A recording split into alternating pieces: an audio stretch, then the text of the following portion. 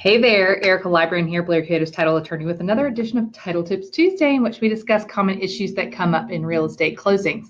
So today I'm going to talk to you about a little bit more technical thing associated with title, and that is the difference between long form and short form policies. Now, the obvious difference between long form and short form are the length of the policy. The short form policy is a one-pager, no jacket, no schedules, nothing with the exceptions and the requirements, just the one page that shows the standard endorsements and the property that is to be, or the mortgage that is to be covered associated with that property. Now, the long form policies are a little bit more of the typical style policy that you'll see. So it's going to be one where it's got the full jacket, several pages of the conditions and things associated with the policy. And then it's also going to have your schedules, your Schedule A with all of the information about the property and the mortgage that's covered. And then your Schedule B 1 and 2, which has your exceptions and your requirements, and then Schedule C with the legal description. So that's the formatting differences between the long and the short form. But the issue that we see a lot is lenders requesting a short form when maybe they haven't thought about the type of endorsements or things like the coverage that they're requesting, or they're requesting a long form when maybe they don't even need that. And so I just kind of wanted to talk to you a little bit about when you need a long form versus when you need a short form. So our short form mortgage our loan policy, short form loan policy, can only be used where the mortgage that's being insured is going to be in first lien position. So nothing on like a HELOC or a second mortgage construction loan type situation here. The construction has to be complete and the loan has to be on a residence. So you're not going to be using a short form for a commercial property. You're not going to be using a short form for a construction loan. You're not going to be using a short form for any kind of unimproved property purchase like a lake lot or anything like that. For all of those, you'll have to have a long form because they don't meet the requirements for a short form policy.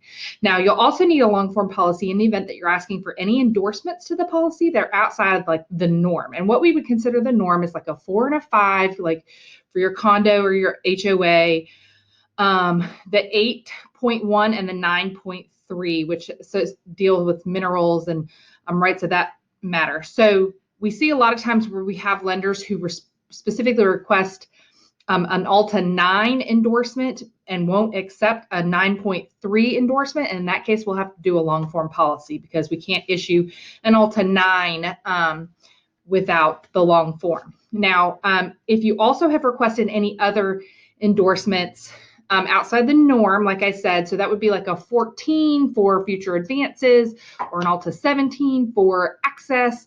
Those are going to be additional endorsements that we cannot issue under a short form policy. So you'll have to get a long form policy for those. We can issue an ALTA 7 on a short form, but only where the mobile home has been retired prior to the transaction. So ALTA 7 ensures that the mobile home will be considered as part of the realty for purposes of the mortgage loan, and of course on an owner's policy as well. So the ALTA 7 can only be issued on a short form for our office specifically where the mobile home has already been retired prior to the time of the transaction, is not being retired as part of the transaction. So there are some other issues that come up a lot of times when you guys have asked for a short form policy with standard exception or standard endorsements, but we end up having to issue you a long form. And those issues are going to come up specifically, like I mentioned, where you ask for those endorsements that are not the standard ones that we have to issue on a long form, the 14, 17, things of that nature. But also where we're, like I just mentioned, where we're retiring the mobile home during the pendency of the transaction itself. So we have to pay off a lien on the certificate of title for the mobile home, or we're having to go through the process in which the inspections and things like that have to be completed in order to retire the mobile home. For those purposes, we'll issue the ALTA 7 once the mobile home has been retired, but we're not going to be able to issue you that on a short form, as we have to confirm that all of the requirements have been met at the time that the mobile home is actually retired post-closing. And so we cannot issue that ALTA 7 typically on a short form for that reason.